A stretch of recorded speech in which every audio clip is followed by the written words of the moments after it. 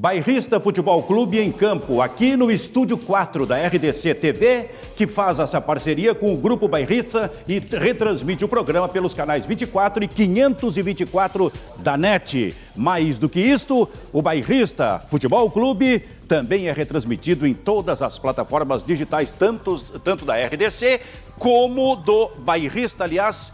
Júnior Maicá, quais são as plataformas digitais, por gentileza? Facebook, Twitter, YouTube do Bairrista, da RDC também, o 524, 24 da NET. O pessoal não tem desculpa. Pode nos assistir da rua, de casa. Muito bem, e a gente vai, evidentemente, fortalecendo essa interatividade com a participação do pessoal que está nos assistindo. Está me olhando, Cacalo? Já quer falar? É isso ou não? Não, eu quero agradecer ao senhor Luciano Oxman. É mesmo, é? Presente que a Federação Gaúcha de Futebol me enviou aqui. Legal, de gremista para gremista. Legal. Gremista para gremista. Um homem correto, um homem sério, vai dirigir com toda a seriedade a Federação Gaúcha de Futebol. E esse presente ele já mandou para o senhor Baldasso também. Verdade. Mandou para todos os companheiros. Um abraço, Luciano Oxman, muito obrigado e muito sucesso na Federação. Muito bem. Para quem está nos assistindo, que presente é esse aí? Porque senão o pessoal fica... O que será que ele ganhou? Dá para mostrar? Ajuda aí. Tem uma bola alusiva ao Campeonato Desse Gaúcho. estilo? É isso, é menorzinha, mas é desse estilo aqui, ó. Essa bola é muito bonita, né, cara? Uhum. Bola muito bonita. Só que cara, não fazer gol com uma bola dessa. Como é que é? Parei. A bola que está dentro dessa caixa é menorzinha? É menorzinha, é menorzinha. Ah, bom. É uma bola... Então eles escolheram de acordo com o cara que ia ganhar o presente. O tamanho da bola, quer dizer, a minha era menor, né? Não sei, da Cacau, daqui a pouco isso é uma bola cheia. A minha era uma bola murcha. É? Muito bem. Até porque o Campeonato Gaúcho está em andamento e a gente vai ter, né, Maicá, a partir de março, o campeonato, digamos, da segunda divisão, divisão de acesso. Pois é. No segundo semestre, a copinha da Federação, que esse ano será em homenagem ao Ibsen Pinheiro. Ano passado foi a Copa Silverard, esse ano é a Copa Ibsen Pinheiro. A segunda divisão, de uns tempos para cá, mudou de nome, Benfica. Não é mais segunda divisão. Ou é Série B ou é A2. De 2006 para cá, ela mudou de nome, deixou de ser segunda divisão. Mas continua subindo só os que são primeiro. A nona colocação não sobe. Isso aí aconteceu lá no começo da década de 90 só. Subir em nono. Nunca mais aconteceu também. Aqui no Sul é divisão de acesso. Tu joga a isca e pronto.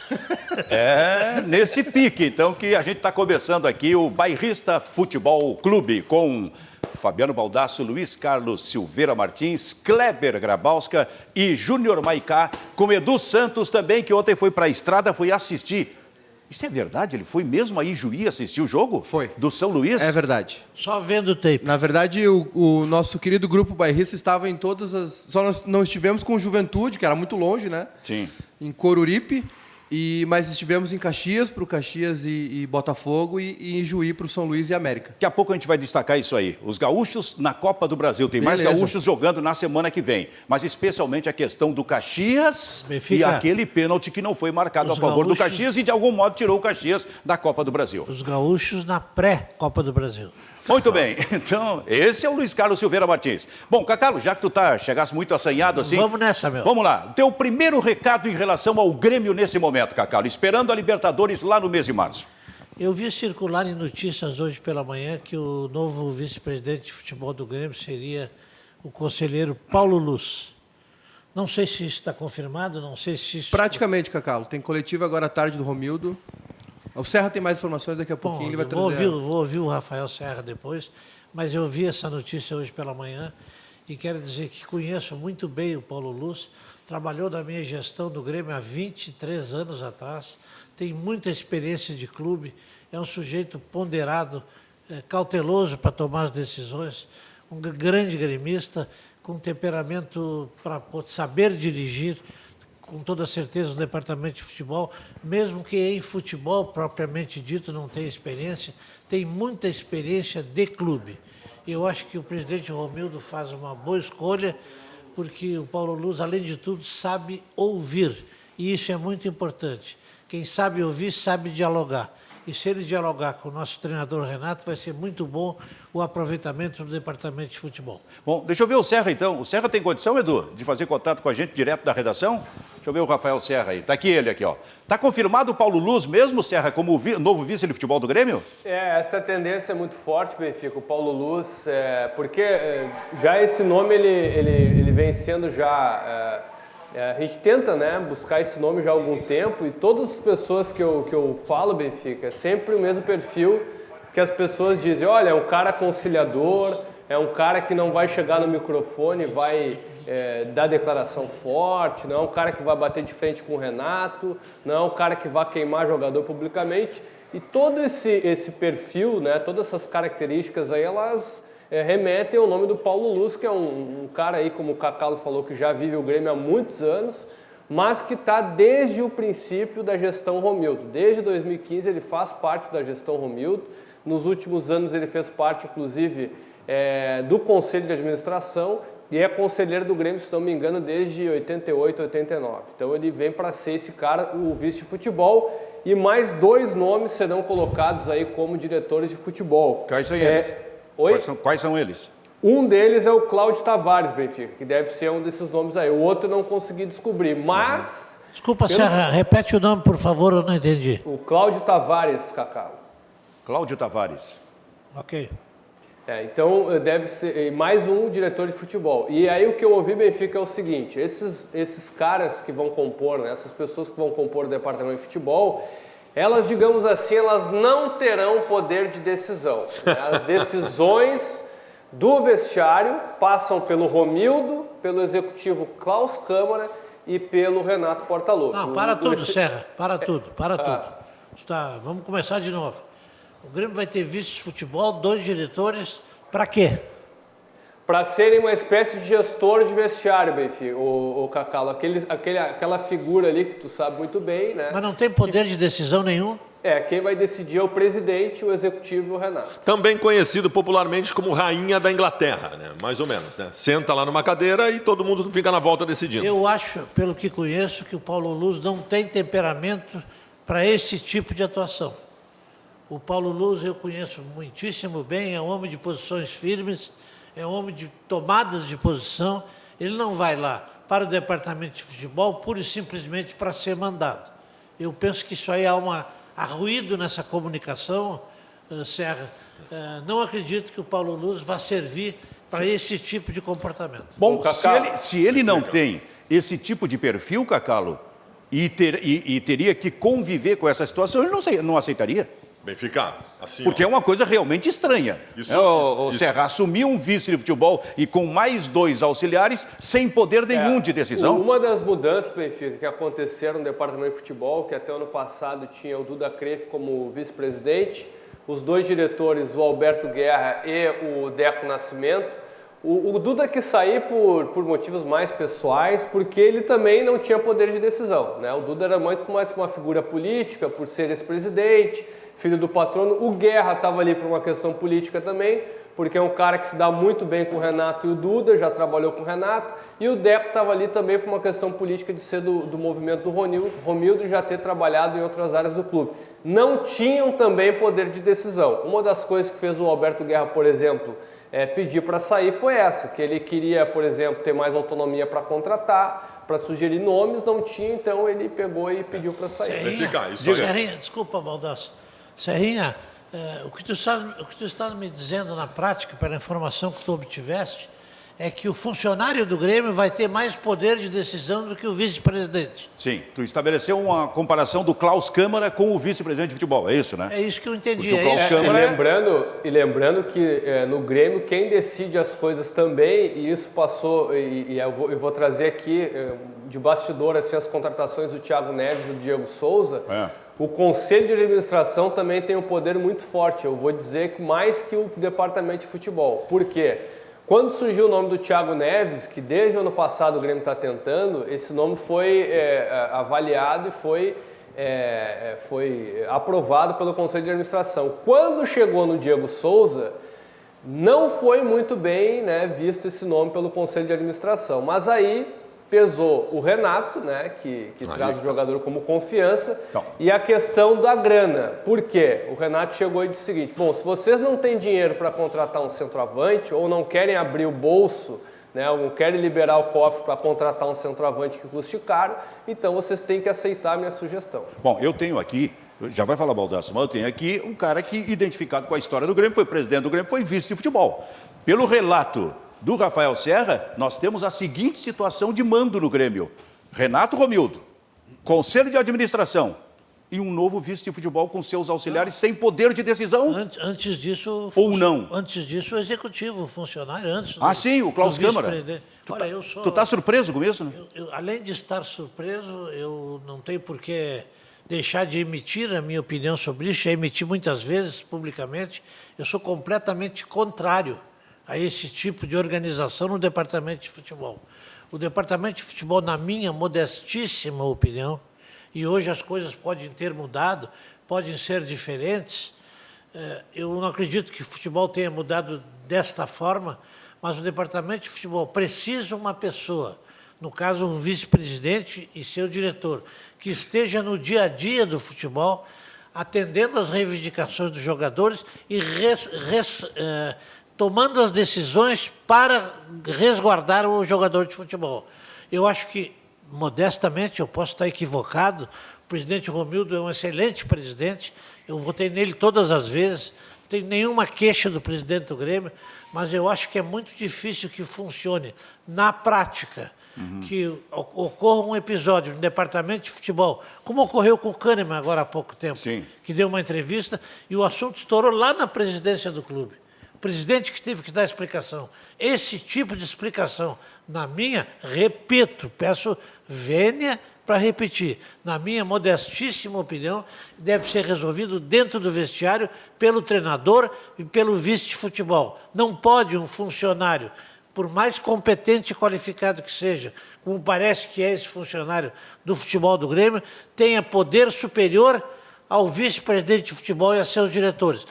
Me perdoem, eu posso estar equivocado, mas eu penso que essa é a melhor maneira ainda de se dirigir futebol. Porque o presidente, na minha ótica, o Benfica falou, eu fui vice de futebol e presidente.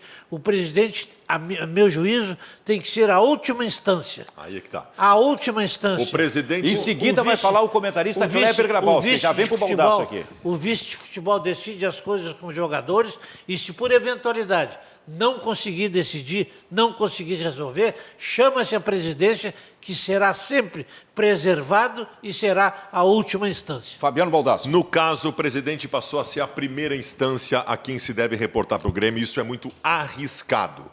A grosso modo, o Romildo Bolzan está entregando ao Renato a chave do comando do clube. E o Renato se reporta a ele. O Serra falou há pouco sobre a ingerência do Conselho de Administração do Grêmio, que é mais ou menos a mesma coisa do Conselho de Gestão do Inter.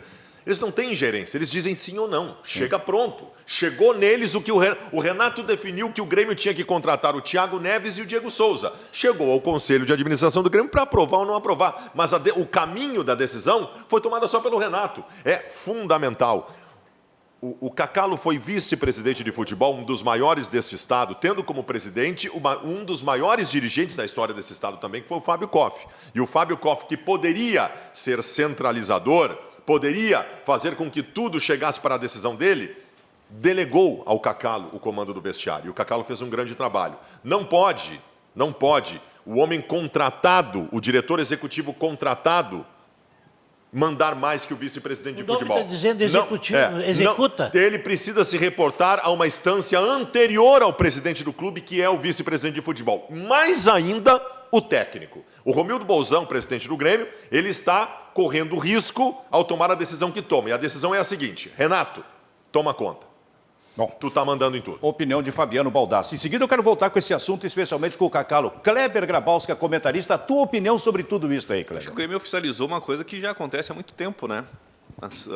O Renato acima de todos, né? E chama a atenção... O Serra falou, por exemplo, que já na gestão passada no departamento de futebol isso acontecia. Quer dizer, o Duda Crefe, em tese, não mandava. E isso se explica a saída de nomes como o Duda Crefe e o Guerra, né? Que são já mais rodados. Agora o Grêmio busca novos nomes, que talvez não tenham o mesmo estofo que tem o Duda e o Guerra. Sim. E agora, em caso de incêndio, né, chama o Conselho de Administração, que é o único que pode segurar as decisões do Renato. Benfica, sim, eu quero esclarecer e deixar bem claro, e como diz o Baldassi, estou falando para essa Câmara aqui, eu quero esclarecer e deixar bem claro que eu estou emitindo essas opiniões porque eu penso isso que eu estou dizendo.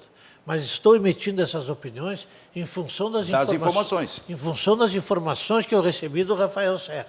Eu acho que o Rafael Serra é um repórter sério, um repórter correto, um repórter que acompanha as notícias do Grêmio. Se as informações do Rafael realmente se confirmarem, eu estranho muito esse tipo de posição do Grêmio. Rafael Serra, aí da redação da RDC TV, mais algum detalhe em relação a isso que a gente está discutindo aqui a partir das tuas informações? Bom, por enquanto é isso, Benfica. Às 3 da tarde, a assessoria de imprensa do Grêmio até convocou a imprensa para a manifestação do presidente Romildo. Vai ser no CT Luiz Carvalho e o presidente vai acabar anunciando, né, esses nomes. Só para lembrar como é que está essa situação entre o vestiário, né, vamos dizer assim, o CT Luiz Carvalho e Arena. Vocês vão lembrar o ano passado, quando começou a se falar em contratações, quando o Renato deu aquela declaração na entrevista coletiva dizendo o seguinte: olha, para contratar, para fazer time vencedor tem que gastar, vai ter que abrir o bolso, né? Vai ter que abrir o cinto. Se não abrir, aí pode ir atrás de outro treinador, porque eu quero ganhar. Vocês lembram dessa declaração no passado? Foi até muito forte. Então, essa declaração do Renato, ela foi especificamente para o CEO do Grêmio, o Carlos Amodeu, que há algum tempo tentou fazer algumas mudanças lá no vestiário ano passado. Ele foi, vamos dizer assim, os jogadores não quiseram mais a presença dele lá, porque ele queria demitir funcionários muito antigos do Grêmio, que estão lá como seguranças, massagista. Os jogadores não quiseram mais a presença dele lá, e aí o Renato começou a dar essas declarações. Por quê? O Renato faz uma lista de nomes, como ele sempre diz, e são nomes caros, né? Alguns nomes a gente descobriu aí, por exemplo, o Pedro, era um cara que estava nessa lista aí, o próprio Carlos Sanches, né, que são jogadores caros. E aí o Grêmio tem a política de grana, que não quer gastar muito, né, para manter uma política de financeira. Então, acabam sobrando os nomes como o Thiago Neves, o Diego Souza, que acabaram vindo para o Grêmio nessa temporada. Perfeito, Serra. Daqui a pouquinho a gente faz de novo o contato com o Serra. Já vai falar Fabiano Baldasso, o primeiro recado aí para o torcedor do Internacional. Diz aí, Cacá. Só quero complementar sobre esse assunto para dizer o seguinte. Primeiro, eu estou inteiramente de acordo com as decisões que têm sido tomadas em nível de futebol com o presidente Romildo Bolzan. Eu estou inteiramente de acordo por ser, por ser conselheiro nato do Grêmio desde 1974, eu sou conselheiro do Grêmio ininterruptamente. Eu estou inteiramente de acordo com as decisões políticas, administrativas, financeiras que são adotadas pelo presidente Romildo Bolzan. É uma gestão que agrada a todos os gremistas. Mas me preocupa, e vou me valer do que disse o Fabiano Baldasso, do adjetivo utilizado pelo Fabiano Baldasso, com essa notícia que o Rafael Serra nos trouxe. É arriscado, Benfica. E eu vou ousar, com todo o respeito, com toda a reverência possível, ao presidente que, para mim, até o momento foi o maior de todos da história do Grêmio, chamado Fábio Koff. Fábio Koff, por mais coadjuvante que tenha sido o seu vice de futebol, foi campeão do mundo com Alberto Galia fazendo o dia a dia do departamento de futebol. E seus diretores da época, se não me engano, Adalberto Praz, Saúl Berdichevski. Fábio Koff foi campeão do mundo. Fábio Koff foi vice-campeão do mundo e bicampeão da Libertadores, quando eventualmente fui eu, vice-presidente de futebol, que estava no dia a dia do vestiário. Me preocupa muito, sem um vice-presidente atuante, e digo isso com toda a sinceridade, com toda a honestidade, e digo ousando e fazendo a reverência possível. Quando o Fábio Koff, o maior de todos até agora, assumiu a presidência do Grêmio e foi sozinho, sem vice-presidente, ele não teve uma boa gestão. Perfeito. O Grêmio não ganhou absolutamente nada e gastou horrores no futebol. Então, eu acho que o presidente Romildo, deveria se preservar, deveria ficar para essa última instância, deveria cuidar de todos os detalhes do Grêmio com a mesma intensidade, deixando que as pessoas que são seus diretores tragam a ele a matéria já encaminhada para que ele, presidente, decida. Isso eu concordo, mas tem que ter gente no dia a dia. Bom, enquanto tu cura essa tosse aí, mas que negócio espetacular isso, Fabiano Baldasso. O Baldasso, Está falando demais mesmo. olha para mim aqui, Baldasso. Obrigado por agora me tu dar vai um falar. espaço para eu falar no Agora tu programa. vai falar, tá? Por Tu não tem favor. falado, tem falado. Ontem, por exemplo, falasse pouco. É verdade. O Cacalo é conselheiro do Grêmio desde 74. Eu tinha um ano. Há 46 O anos. Baldasso Que tinha um idade ano. já tinha? Eu Que idade tinha. ele já tinha na época? Quantos anos tu tinha em 74? Ah, eu achei que tu ia dizer, rapaz. 23? Eu tinha 1 ano de idade. Já me irritava contigo. 1 ano, quando entrou, já me irritava contigo. Então é o seguinte, então tá, tua primeira manifestação, tu vai falar de Inter ou de Grêmio? Não, eu só falo de Inter. Eu dei uma opinião Opa. isenta sobre Nossa, o Grêmio há pouco. que tese foi Ao feita contrário do meu oponente, que assiste todos os jogos do Internacional, que palpita o coração quando vê o D'Alessandro, eu me importo com o Internacional. Então fala do Inter. Não, eu tô chocado. Eu tô chocado. Eu quero tomar um cuidado aqui com o pecado da generalização, que tu tanto me cobra. Tá? Alguns, mas os alguns não são poucos, a ponto de eu numerar aqui, porque eu vou esquecer alguém, então não vou dar nomes e não vou numerar também. Mas eu estou chocado com a falta de conhecimento e ignorância por parte de boa parte da mídia esportiva do Rio Grande do Sul, dos jornalistas esportivos do Rio Grande do Sul. Eu vi várias manifestações em imprensa escrita, imprensa falada, de homens que se dizem profissionais do futebol, entendidos de futebol, dizendo coisas do tipo... Eu vi uma nomenclatura foi colocada que foi a retrancudê. Foi utilizada num jornal de Porto Alegre. A outra, de que o Internacional teve uma das maiores retrancas da história no último jogo, com 4 volantes. Essas pessoas, eu digo o seguinte, vocês não sabem porcaria nenhuma, vocês não entendem nada de futebol, vocês não fazem a menor ideia do que vocês estão falando. Tá? Uma coisa é tu analisar o jogo, uma coisa é a passionalidade do torcedor, a outra é tu analisar a qualidade técnica de um jogador. Se tu quer entrar na parte tática, tenha um mínimo de entendimento para fazê-lo. O mínimo de entendimento. Dizer que o Internacional jogou com 4 volantes é de uma estupidez e imbecilidade que faz com que vocês deveriam mudar de profissão. Dizer que o Internacional esteve retrancado num jogo em que teve 70% de posse de bola e inúmeras chances de gol é uma imbecilidade, é uma ignorância, é de quem não sabe porcaria nenhuma sobre futebol. E isso não me incomodaria, porque cada um vai com a sua incompetência para o seu lado. Isso não me incomodaria se não tivesse pessoas que vão atrás disso. Existem pessoas que vão atrás desse tipo de opinião. E aí entra a passionalidade do torcedor. Eu fiz uma live ontem à noite, as pessoas me escreviam, que história é essa que o Inter jogou com 4 volantes retrancado? Não.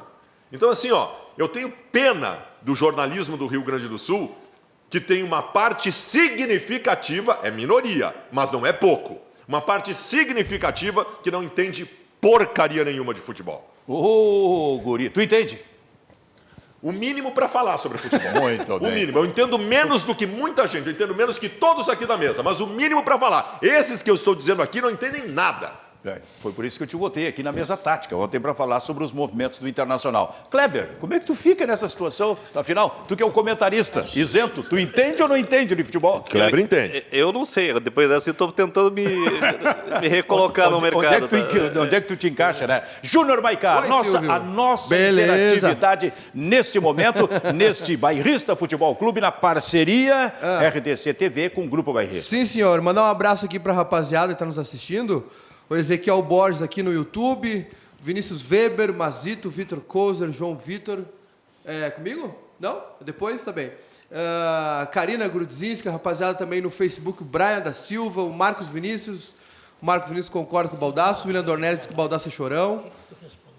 Jardel Sabaranski também nos assistindo, Márcio Dias. Tem perguntas aqui, tem uma pergunta muito boa aqui, acho que para o Cacalo e para o Kleber também. Mete aí. Que é do meu xará JR aqui.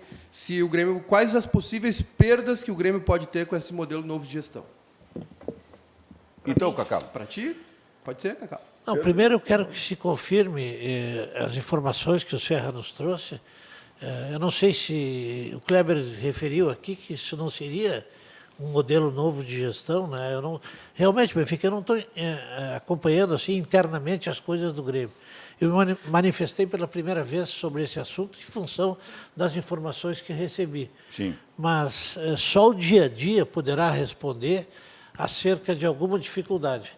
Eu apenas penso e repito que tem que ter um responsável pelo departamento de futebol, com poderes, com autonomia, com delegação do presidente, e o presidente, que é o responsável que decide tudo, tem que ser sempre, na minha modesta ótica, a última instância. Muito bem. Eu acho que essa questão de plenos poderes para o Renato, que é o que vai acontecer, o que está acontecendo, o que já existe no Grêmio, fica muito perigoso para o próprio Renato. Ele fica super exposto e sobrecarregado. Tudo que acontece no futebol é decisão dele, né? Mas eu já não acho, Benfica, discordando um pouco do Kleber, pela opinião, que o Renato tem plenos poderes no futebol.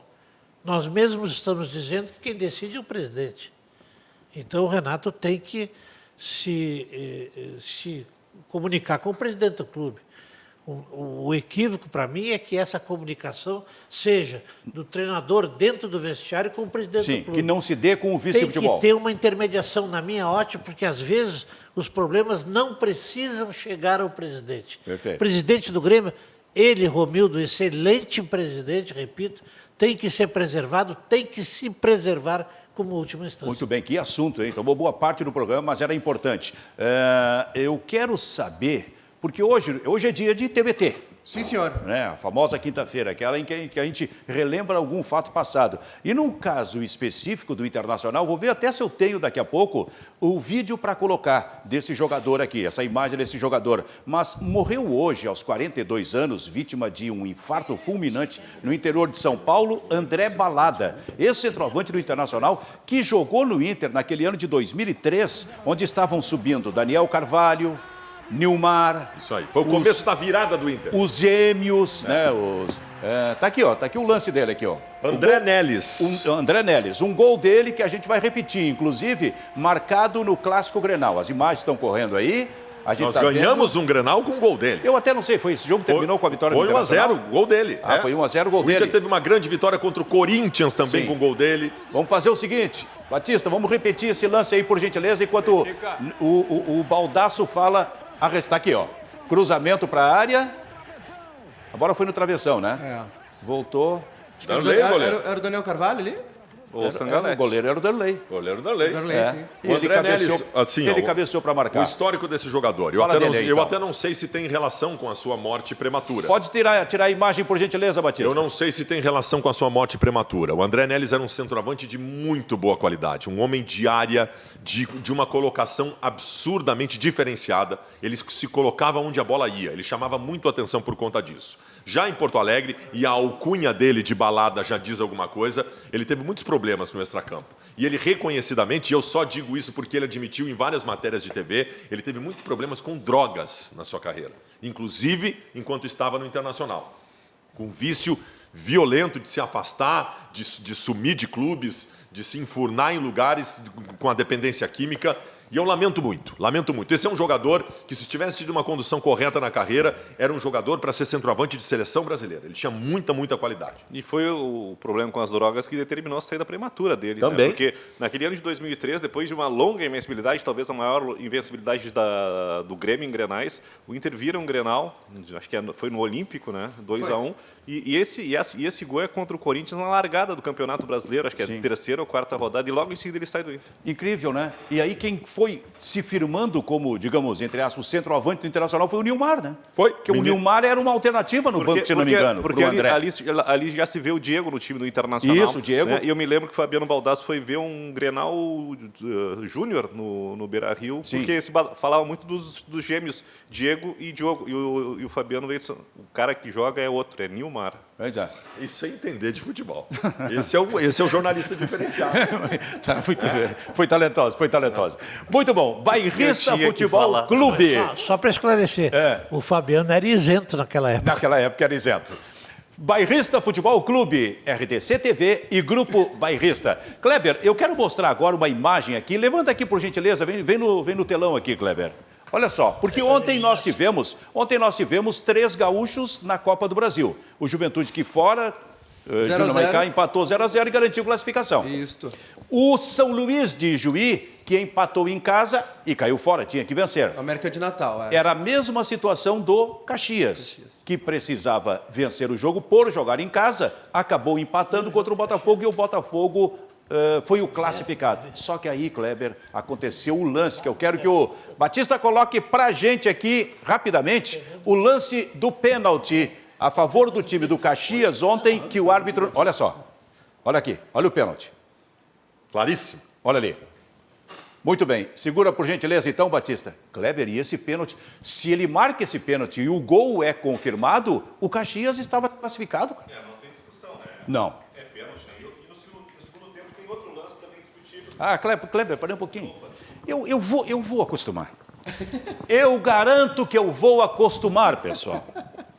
Quando o convidado vem aqui para frente, o participante do programa, tem que ter microfone sem fio. Inexperiência. Tá chegando bem aí? Tá chegando bem esse microfone sem fio? Diz pra gente aí, Batista, por gentileza. Inexperiência, Ele tá Benfica. ligado, ok. É inexperiência. Kleber.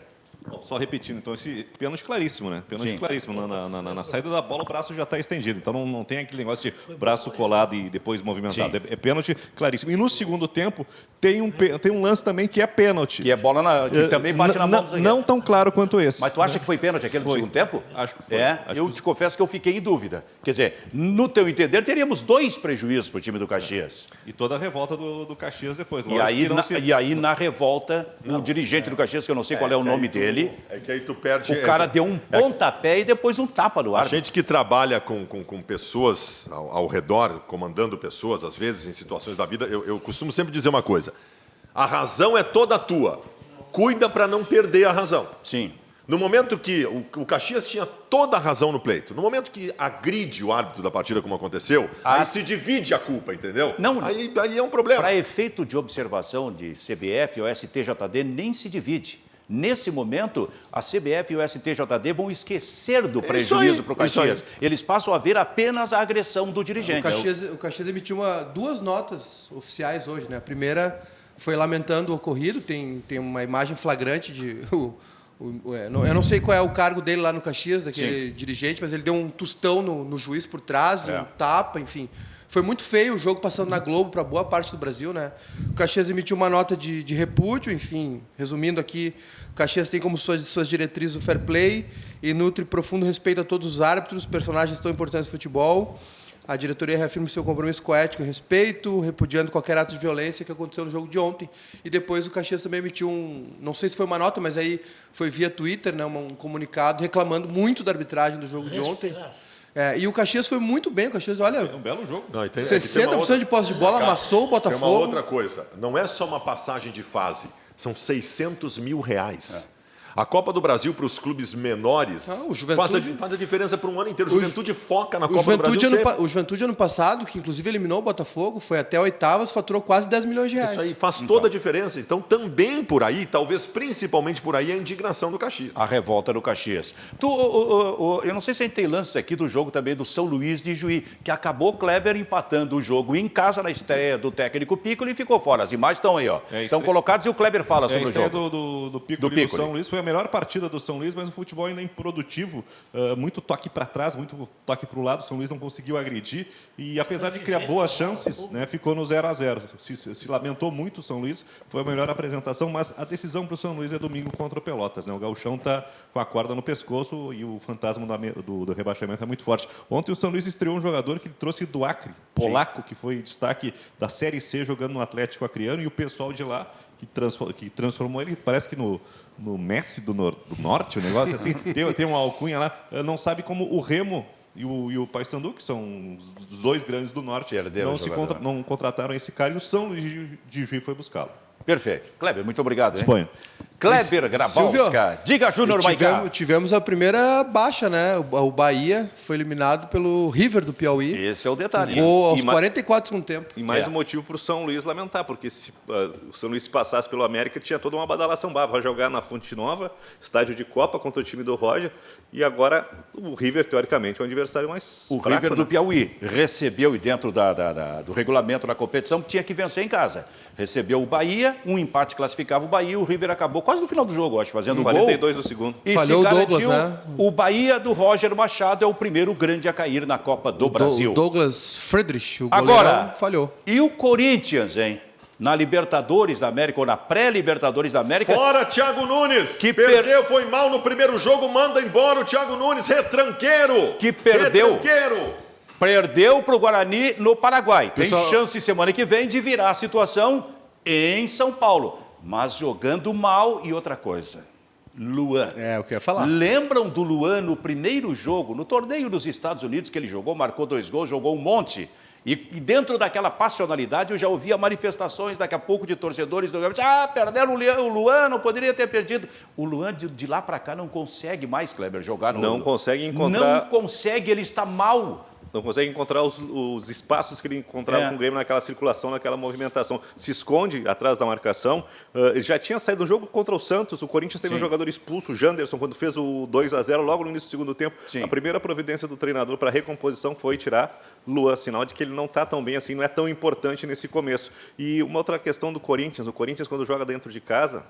Tá show, 4-1 no Botafogo, 2-0 no Santos, resultados bem interessantes e consistentes. Quando sai, perde para a Ponte Preta, empata com o Mirassol, perde para o Guarani, e essa é uma preocupação desse Corinthians, muito instável. Então, e a outra característica dessas fases de pré-Libertadores, que ontem ficou escancarado aos nossos olhos no jogo do Corinthians. Existe nestas fases um time com toda a pressão e responsabilidade e o outro que joga com leveza. O Guarani, esse, era um time que jogava com velocidade, tocava, eles não estavam nem aí, porque eles não têm responsabilidade nenhuma. E o Corinthians, montado em cima de uma pressão estratosférica de quem, inclusive, já caiu nessa fase da Libertadores, e é histórico, todo mundo lembra contra o Tolima. Então, assim, esse é o grande perigo dessas fases. Tolima que deve ser o adversário do Inter. Que deve ser o adversário do Inter. Terça-feira no Beira-Rio de novo. É a Universidade do Chile. Jogo perigoso. Se eu sou técnico da Laú, no jogo de terça-feira, eu só digo o seguinte, gurizada, vamos lá, jogue com leveza. Mais ainda pelo resultado, né? O 0-0 é um jogo que... Um 0-0 fora... Não é um bom resultado. Não é bom resultado. A questão do Luan. Hoje, o que se fala é o seguinte, o sábio presidente Romildo Bolzan, que negociou o Luan, que não consegue jogar, há 2 semanas com o Grêmio atrás, faturando 20 milhões de reais. Mas há 2 semanas atrás todo mundo ficou assim, Exatamente. A propósito, eu tenho contato de novo com o Rafael Serra aí, na redação. Alô, Serra, o que se diz dentro do Grêmio em torno desta questão do Luan? Porque, afinal de contas, era um jogador que foi o melhor da América em 2017, há 2 anos não consegue jogar, mas que sempre despertou essa discussão dentro do Grêmio, mesmo com a sua saída. Já há algum tempo, Benfica, o ano passado, nessa época do ano mesmo, quando o Grêmio estava negociando com o Thiago Neves, né? Lembra que o Luan ia para o Cruzeiro, vinha o Thiago Neves, mais 2 jogadores. O Grêmio já tinha essa ideia de negociar o Luan por alguns motivos. Primeiro, o Luan, extra-campo do Luan é bem complicado. O Luan teve a fascite plantar e vamos lembrar que o Marcelo Groi também teve a mesma lesão. A diferença é que o Marcelo Groi dormia certinho, né, andava de muleta, fazia o tratamento, e o Luan dormia tarde, né, andava de qualquer jeito e aí nunca curava a fascite plantar. Fora isso, o desgaste todo que ele teve na noite em 2017 e 2018. Além disso, o antigo empresário do Luan dificultou muito a última renovação do Luan e o Grêmio temia que, como o contrato dele terminava no final deste ano, o Luan, a partir ali de janeiro, né, aliás, a partir do meio do ano, já pudesse assinar um pré-contrato com algum clube e sair de graça. Então, por todos esses motivos, o Grêmio, desde o ano passado, tentou negociar o Luan. Perfeito. Cacalo, e o Luan? Eu sempre fui um fã incondicional do Luan. Para mim foi, nos últimos anos, o melhor jogador do Grêmio. Mas eu não critiquei o presidente Romildo Bolzan por ter vendido o Luan, porque dentro do Grêmio as pessoas devem ter mais informações sobre o Luan do que eu que estou aqui fora. O Luan foi um grande jogador, é um grande jogador, no Grêmio foi o rei da América, tudo isso é verdade. Mas o presidente do Grêmio deve ter tido as suas razões de conhecimento interno e da própria vida pessoal do Luan, que a gente desconhece aqui fora, para vendê-lo da forma que vendeu. Por isso, eu não fiz nenhuma crítica à saída do Luan. Júnior Maicart, quais são as camisetas aqui que a gente tem aqui hoje expostas no nosso painel? Nós colocamos aqui a do Brasil, que tem uma situação, o Brasil de Pelotas tem uma situação meio grave, pode ser que o presidente lá, o Ricardinho, e o Edu, que é da comissão, da diretoria também... Existe uma chance muito grande do Ricardinho, o presidente, renunciar, por pressão grande. Edu PS também. Pela pressão? Pela pressão, a falta de resultados. Ontem, as torcidas... O Brasil treina nos campos ali fora de Pelotas, ali próximo ali. na Arena Marine, e a torcida interceptou o ônibus, e aí o Papa e o Leandro Camilo, que são jogadores, o Papa técnico, né? E o Leandro Camilo, mais experiente, conversaram com os torcedores, enfim, tá uma crise muito grande lá no Brasil. Ameaça de rebaixamento também, 1 ponto conquistado só no Gauchão, assim como São Luís. Sem gol marcado, né? Sem gol marcado ainda, então pode ser, a chance é grande realmente de ter uma troca de comando lá no Brasil. A do Juventude, que classificou ontem, nós deixamos de ontem para hoje, né? Classificou, passou para a próxima fase, classificou-se. O Inter de Santa Maria e o nosso Lajadense. Olha só, 2 times de tradição. É isso aí. O Lajadense já fez bons campeonatos gaúchos. E o Inter de Santa Maria nem se fala. Início dos anos 80, era muito forte esse time do Inter de Santa Maria. O Juventude passou um perrenguezinho lá, mas classificou. Bom, e importante, começa de novo a faturar. Sim. Agora joga contra um time do interior de São Paulo. É 15 de Piracicaba, 15 de Piracicaba, e ou se Londrina. passar, imagina o dinheiro que Não, entra. 15 passou. 15 passou? 15 então, passou 1 a 0. Caso né? passou. 15. Muito bem, Bairrista Futebol Clube e as nossas redes sociais. Um abração Nossa aqui pro interatividade. Pedro Vieira, o pessoal. O YouTube hoje está dando uma osciladinha, chamar o pessoal para assistir. Pode nos ver além dos canais da NET, né, no 524, no nosso Facebook também, Facebook da RDC. Então, o pessoal não tem como fugir, tem que nos assistir. O Thiago Casanova tem uma pergunta aqui para o Kleber. Será que o Luan não foi superestimado e 2017 foi o único ano de exceção da carreira dele?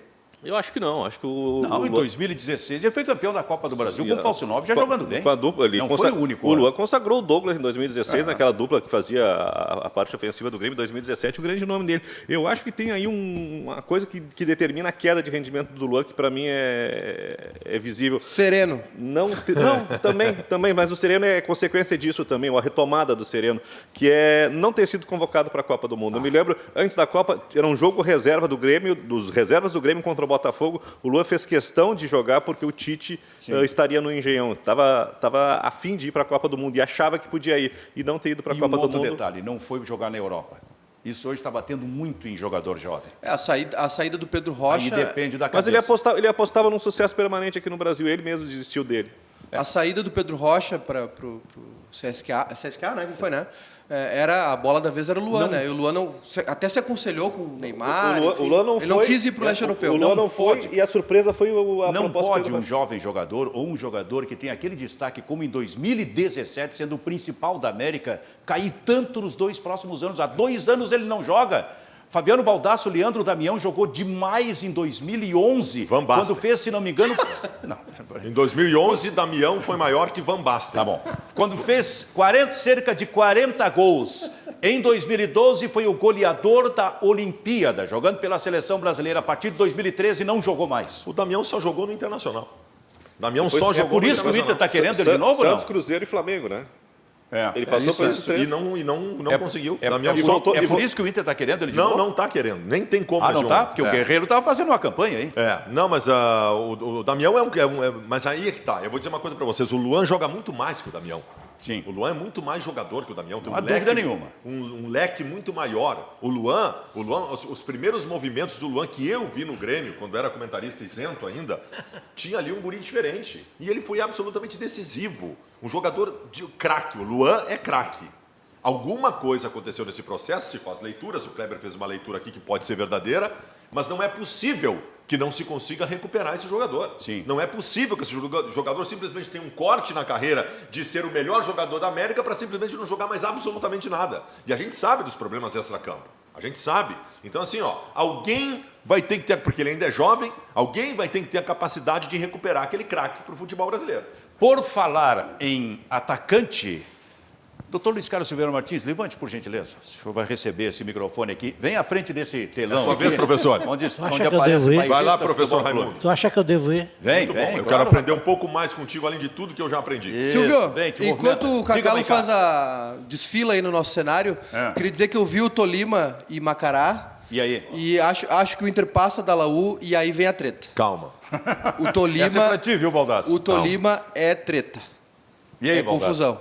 Não. Ele já está te metendo Eu não mesmo. faço a menor ideia do que seja o Tolima e como joga o Tolima. Tô falando, o Tolima é treta. Treta porque joga muito? É bom time, joga aquele estilo colombiano de força e velocidade. Perigoso. É perigoso. Traiçoneiro. É isso aí. Tu estás projetando a eliminação do Internacional na pré-Libertadores. Inclusive, eu acredito que mesmo com o resultado ruim obtido no Chile, o Inter passa, é mais time que a Laú. Só que, para mim, tem uma questão. Quando tem saldo qualificado, eu gosto de jogar primeiro em casa.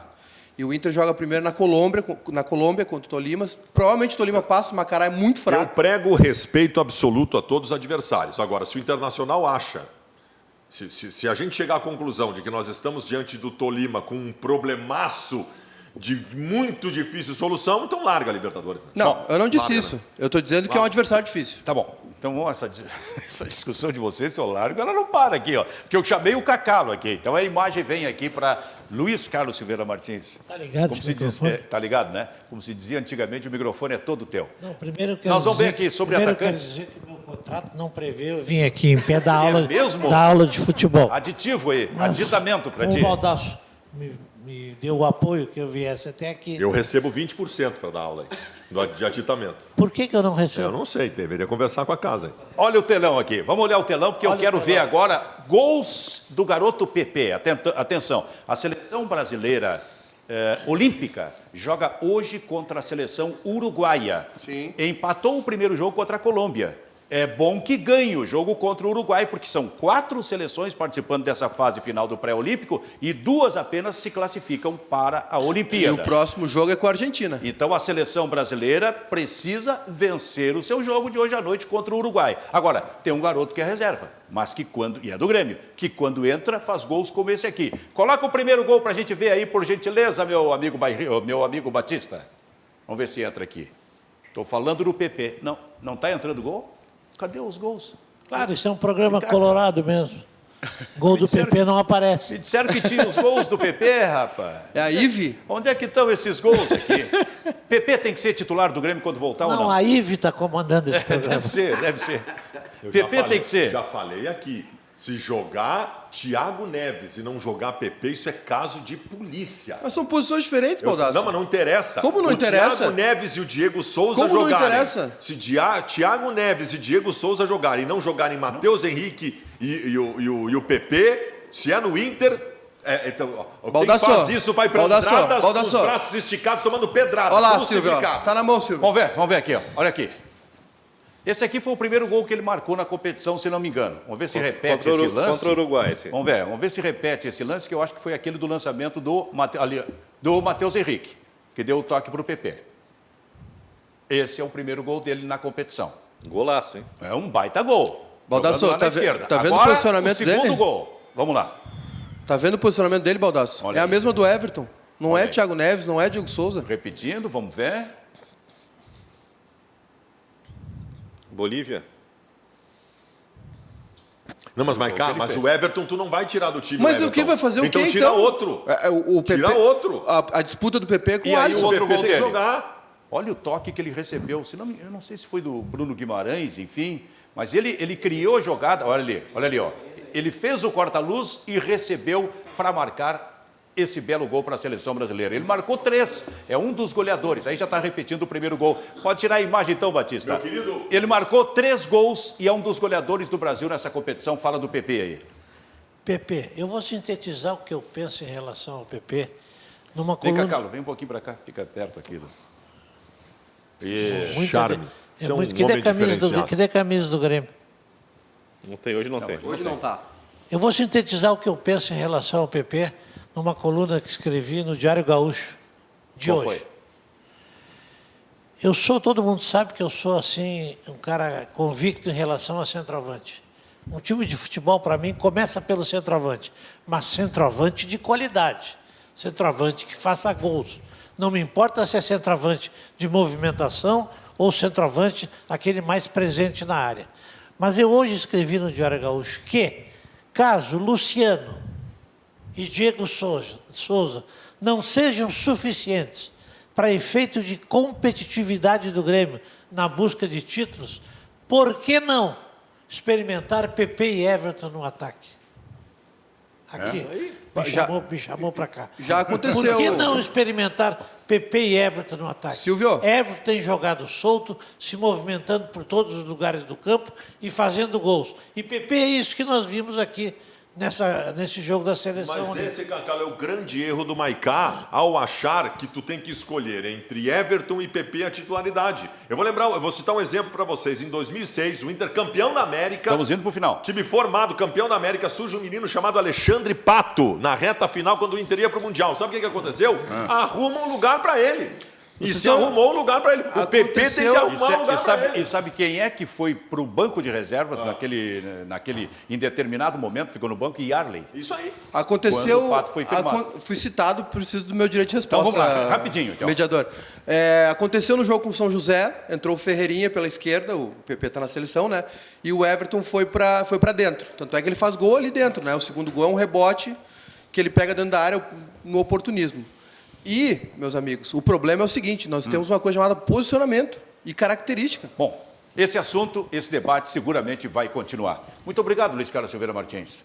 Como diria um amigo meu, as ordens. Muito obrigado, Baldasso. O Muito microfone bem. é teu, Kleber Benfica. e Maicá, vamos lá, Benfica, encerrando. o microfone é teu. O microfone é todo meu. Tem uma pergunta do Luciano aqui. Não dá mais tempo. Para encerrar para o Tá, Baldasso. claro. O que ele está achando dos 4 volantes do Cudê? 4 volantes é o... Bom, esse assunto também vai, evidentemente, ter sequência. Muito bem. Bairrista Futebol Clube fica por aqui, voltando amanhã. Tchau para todo mundo.